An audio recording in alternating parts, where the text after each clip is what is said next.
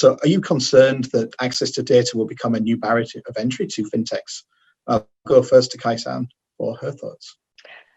Okay, so I think firstly, more data doesn't necessarily mean better quality data. Right? So I think that biases in the data can exist, whether the data is large or small, right? So I think it's really important to be able to understand, right, how the data is actually being used in the AI models, right? So that you can at least make sure that you avoid any unnecessary biases in those models itself.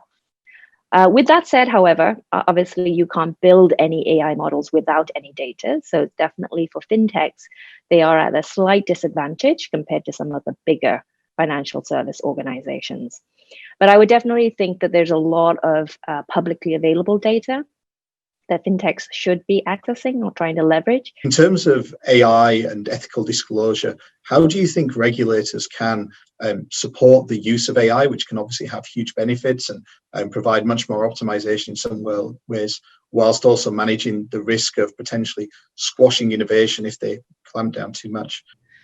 And the law is no good because it really is saying, well, there isn't even under the common law or the English and Hong Kong law a duty of good faith. So when you are trying to deal with ethics, then if there's no good faith in the mix, then that doesn't help. So really, I don't think regulators are particularly well served by looking at the law books. So this is where the data regulators, I think, are ahead of the game to some extent, perhaps not here locally, but they have the ability of the toolkit.